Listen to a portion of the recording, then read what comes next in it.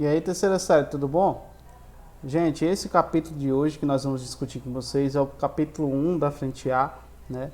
Sociedade colonial. Nós já debatemos um pouco dele, né, na questão da administração colonial, mas vamos também colocar aqui uma nova visão sobre isso, certo? A sociedade colonial ela é dividida em diversas atribuições, né? Sociedade açucareira, sociedade mineradora, né? E através do desenvolvimento dessas duas formas de organização social que vão ser relacionadas aos seus ciclos econômicos, né? A primeira, que é a sociedade açucareira, se refere à constituição social decorrente da atividade econômica da produção de açúcar, certo? Que já era conhecida por parte dos portugueses, né? Os portugueses vão entrar em contato, né, com as ilhas dos Açores em relação à produção de açúcar, com a divisão de capitanias, né? E a utilização dessas experiências vão ser trazidas para o Brasil, porém, né, para se adaptar à nossa realidade social, que tinha um território diferente, 13 vezes maior que Portugal, apesar de lá, no início do século XVI e XVII, né, o nosso território não ser nem um pouco do que vai se tornar aí no século XVIII e XIX com a sua extensão máxima, né? Porém, a sociedade açucareira vai se desenvolver em torno daquilo que os historiadores vão chamar de a plantation, né? Que é o latifúndio, a grande propriedade de terra, né? Geralmente uma sesmaria, né? que tinha em média 6 léguas, né? 36 quilômetros, se a gente puder dizer assim, tá? Já que uma légua vale 6 quilômetros, tá bom? Então, em torno dessa grande propriedade de terra, a produção voltada para os engenhos, né, como eram chamados os locais onde era produzido o açúcar, né, era movido pela mão de obra escrava, que era a base da sociedade açucareira, tá? Tendo em vista que dentro do engenho havia alguns interstícios de trabalho livre, né, no oleiro, né, na casa de pulgar, né, nas partes que compunham o próprio engenho, haviam trabalhadores livres, haviam, né, meeiros, né, havia que pagavam aí com um terço com metade da produção para trabalhar aí nos próprios engenhos, né, haviam arrendatários, né, desculpe, tá certo? Porém, essas classes sociais, né, elas não participavam fundamentalmente da produção, né, ou da reprodução, tanto da força de trabalho, como também da sociedade açucareira, né? Elas geralmente estavam relacionadas à subsistência, estavam relacionadas à produção da policultura, daquilo que os engenhos necessitavam, né? Uma classe importante livre nesse período, justamente junto com os senhores de engenho, os grandes proprietários de terra, né? A classe dos traficantes de escravos, certo? Que vão enriquecer bastante com o comércio do tráfico negreiro, que vai ajudar a financiar todos os ciclos econômicos, né, do período colonial, diga-se de passagem, a especiaria das especiarias, como dizem alguns historiadores importantes aí, como Fernando Brodel, por exemplo, né? É importante destacar que na sociedade açucareira, de caráter patriarcal, né, que tinha como principal parte de uma aristocracia detentora de terras, né, que recebiam aí, de certa forma, benefícios da coroa portuguesa, né, para desenvolver, né, de certa forma, essa terra com recursos próprios, né, e também essa terra foi entregue por bastante tempo a particulares, né, e pelas próprias condições territoriais, climáticas, né, e os problemas decorrentes dos conflitos de terra, né, com aqueles que eram donos da terra, que eram os povos indígenas, tá? E com a lucratividade ou não do sistema devido à sua não adaptação, né, parte da sociedade açucareira vai ser de certa forma mais estamental, né? Era difícil uma mobilidade dentro dessa sociedade, certo? Já na sociedade mineradora, que vai se desenvolver em torno aí do final do século XIX, início do século XVIII, né, perpassando aí para o início do século XIX, né? A sociedade mineradora, por conta do seu caráter, né, ela vai ter um pouco mais de mobilidade social. O eixo econômico, que era o Nordeste, vai ser transmigrado aí para a região Centro-Sul, né? Vai haver uma migração de parte importante da colônia para a região das Minas, né, a produzir ouro, prata, etc. Vai haver uma disputa entre os povos que viviam naquela região, certo? Os bandeirantes que vão achar aí as primeiras jazidas, vão entrar em disputa com outros povos que vieram de capitanias diferentes, no qual eles chamavam de emboabas, né? Vai acontecer a famosa revolta nativista, a Guerra dos Emboabas, né? Que vai ajudar a construir aí as diretrizes sobre a produção de ouro, né? A intendência das minas, né? E posteriormente as casas de fundição, tá? Porém, essa sociedade ela possuía uma certa mobilidade em relação, né, à sociedade açucareira, enquanto todo o excedente ficava nas mãos dos senhores de engenho, dos grandes proprietários de terra, né? Na sociedade mineradora, né, existiam aí profissionais liberais, advogados, né? A atividade urbana vai crescer em torno dela, né, que vai gerar aí novas profissões, né, que vai fazer com que exista um comércio interno dentro daquela região que posteriormente se tornaria uma capitania, né? E havia a possibilidade do escravo que achasse determinada quantidade de ouro conseguir inclusive a sua alforria. Então havia recursos que possibilitavam, né, de certa forma, né, algum tipo de mobilidade social que não possuía a sociedade açucareira, né? E essa possibilidade de mobilidade social vai ajudar também em muitos aspectos, né? A atividade urbana vai contribuir para a disseminação dos ideais que haviam sido utilizados na Europa na luta contra o antigo regime, né? Durante a sociedade mineradora vão ter revoltas nativistas importantes, além da Guerra dos Emboabas, como a revolta de Filipe dos Santos, que vai ser contra as casas de fundição, né? E pelas altas taxas cobradas em torno do comércio, né, da região aurífera, né, no qual, por ser uma revolta popular, vai ser duramente reprimido. Filipe dos Santos vai ser enforcado, né, esquartejado, né, a famosa batalha ou revolta de Vila Rica, né. Diga-se de passagem, esse contexto ele é bastante conturbado. Há um recebimento das ideias iluministas, de certa forma, diferente do que foi na Europa, né? Elas vão se chocar diretamente com a estrutura econômica e social do país, com a manutenção da escravidão, né? Com os grandes proprietários de terra, né? E, de certa forma, vai acontecer o que a Emília Viotti vai chamar de reformismo ilustrado.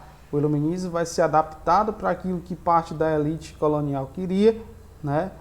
E parte da sua estrutura vai se manter intacta. A escravidão é uma dessas estruturas. E as revoltas de caráter, né, liberal e iluminista, né, elas vão ter certos limites. As populares vão ser duramente reprimidas, como a Conjuração Baiana, certo? Que defendia aí uma república, a abolição, né?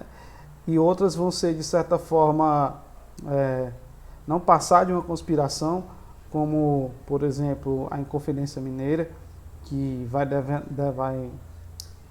não vai ter um debate esclarecido em relação à abolição, né, que vai defender a ideia de república apenas como uma consequência, né, que tem como questionamento de início apenas a instauração da derrama como algo arbitrário, né, na cidade de Vila Rica, onde hoje é Ouro Preto, né, e vai ter influência do iluminismo, da independência norte-americana, né, mas no que torna a verdadeiras transformações sociais, né, a única pessoa que vai ser colocada como condenada pelos atos que vai cometer, né, vai ser o Joaquim José da Silva Xavier, né, o famoso Tiradentes, que era um alferes, membro aí dos Dragões, né, que faziam parte aí como é que eu posso dizer assim, as guarnições que haviam né, nas capitanias, tá? Não possuía aquela majestosidade de, de roupas brancas, de barba longa, parecida a uma figura de Jesus Cristo ou de um Salvador, tá? Foi condenado porque era o único membro daquele movimento que era das classes populares, que não tinha, que não era detentor de terras, né? Que não tinha nenhum privilégio em relação aos direitos de propriedade, tá? E isso vai servir de exemplo, né? Vai ser esquartejado, vai ser enforcado, né? Por ter participado daquele movimento. Então, se a gente comparar a sociedade açucareira com a sociedade mineradora, esses aspectos vão ser fundamentais. A primeira vai ser, né, extremamente patriarcal, né, dividida em classes, né, estamental, muito difícil vai acontecer a mobilidade social, né, mas na sociedade mineradora os papéis eles começam a se modificar, né. Há também um trabalho livre intersticial na produção aí da faiscação, nas atividades comerciais, né, de trabalhadores especializados, inclusive que do surgimento aí de uma classe intelectual, professores, de profissionais liberais de médicos, advogados, etc. Né? Havia uma maior possibilidade de mobilidade, apesar da escravidão ainda se manter como principal aspecto da mão de obra dentro da própria sociedade açucareira em si. Tá? As ideias iluministas no Brasil vão ser recebidas durante aquilo que a gente vai chamar de crise do antigo sistema colonial, né? Vão acontecer as revoltas emancipacionistas, eu já citei duas delas aqui, a Conjuração Baiana ou a Revolta dos Alfaiates, né? Que vai acontecer em 1798, né? E vai acontecer também, nesse mesmo contexto, um pouco antes, né? A Inconfidência Mineira, tá? É importante destacar a diferença do que defendia essas duas revoltas, tá certo? Só que a sociedade mineradora vai ter um legado.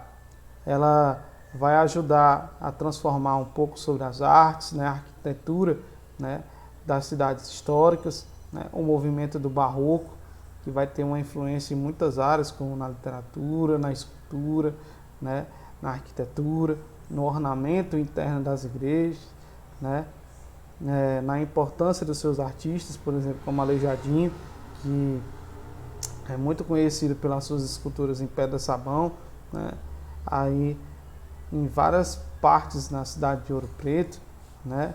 Representando aí a via sacra, representando aí temas religiosos, né? Anjos, etc. Né? A arte barroca vai ser bastante significativa nesse sentido, né? Para colocar em prática um pouco do esplendor que foi um investimento e o enriquecimento que a sociedade mineradora teve durante esse período, tá? Então eu vou abrir aqui minha agenda de hoje. Já já a gente vai abrir o nosso livro digital para dar continuidade ao nosso debate.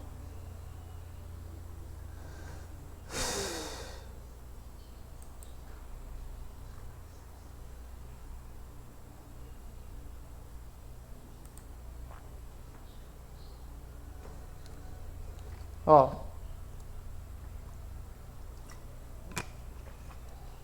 esse capítulo não possui QR Code, tá certo? Então seria bom se vocês vissem o conteúdo do Arrasa Enem sobre a questão da sociedade mineradora e da sociedade colonial como um todo, tá?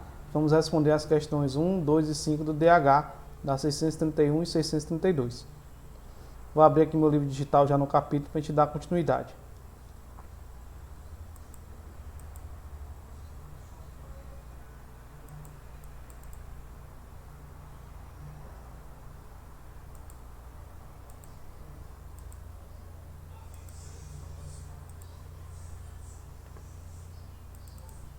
Desculpem os problemas técnicos.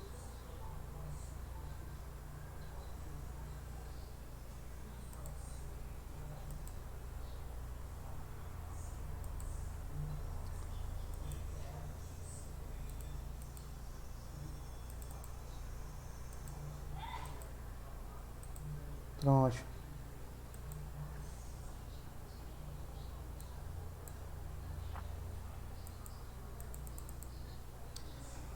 Aqui ele vai falar um pouco sobre aquilo que nós estávamos destacando, né? A elite mineira vai enriquecer bastante com a produção aurífera, né? Principalmente aqueles relacionados, né, à coroa portuguesa, né, diga-se de passagem.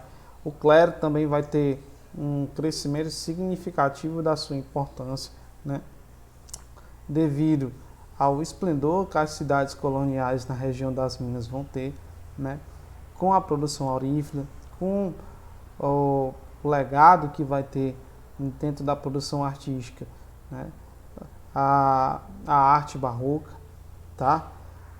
Lembrando que a cidade mineradora vai passar por fases importantes, né? Vai ter aí a divisão das datas, que era a forma como era chamada uma jazida oficial de ouro, que era dividida em 3 partes. Uma delas era entregue, né, ao produtor que achou, né? A outra era entregue à coroa portuguesa, e um terceiro lote, né, uma terceira divisão aí nas datas, era entregue ao produtor da região que possuía mais escravos, né? Como o escravo poderia achar determinado, né, adereço que poderia lhe dar inclusive a liberdade, havia bastante contrabando, né, nesse contexto. Havia o famoso Santinho do Pauoca, onde era aberto, né, aí o interior, né, dos Santos de Madeira, e era colocado, né, de certa forma, ouro em pó, né, em pepitas também, pequenas, né, para escapar aí a fiscalização que existia. Nesse sentido foram criadas as casas de fundição, né, onde todo o ouro produzido no Brasil deveria ser em barra, ter o selo real, né, e isso vai levar a muitas revoltas a acontecerem, né, por conta da imposição da produção aurífera. Nós sabemos que o ouro, né, é uma atividade, é um metal que não é renovável a curto prazo, pelo contrário, é renovável em milhões e milhões de anos, né? Nesse sentido, a produção aurífera, como ela estava relacionada à questão do extrativismo, a cada ano que passava havia uma redução na produção, né, e não era conseguido muitas vezes adquirir, né, o número de arrobas necessário para pagar os impostos, como o quinto, como 20% daquilo que era produzido no ano deveria ser entregue à coroa portuguesa, né? Havia outros tributos, né, como a captação, que era você pagava por cada escravo que você estivesse trabalhando, né, naquela região da mina, certo? Naquela jazida de ouro, né? Havia também a faiscação, que era um imposto pago aí sobre a questão da produção, tá? Sobre o tipo de ouro que você e a qualidade que era transportada. Havia muitos impostos importantes. Só que o mais cruel deles era a instauração da derrama, que caso você não conseguisse pagar, né, o número de arrobas necessário ao ano, por exemplo, o quinto, né, era tomado parte dos seus bens ou eles todos para sanar a dívida, caso você não conseguisse pagar. E a derrama vai ocasionar muitas revoltas, a revolta de Vila Rica e posteriormente a própria conspiração da Inconfidência Mineira, tá? Então o iluminismo no Brasil teve, de certa forma, característica diferente do que foi a Europa. Primeiro porque ele vai se chocar com a estrutura econômica, né, que ainda não estava preparada para o desenvolvimento das ideias liberais, porque não existe, por exemplo, né, um governo com características liberais ou a defesa de uma república, né, sem, por exemplo, defender a industrialização, que já estava acontecendo em alguns lugares, né, e também a abolição da escravatura, né. Então, o iluminismo ele foi recebido de forma pragmática, né, de forma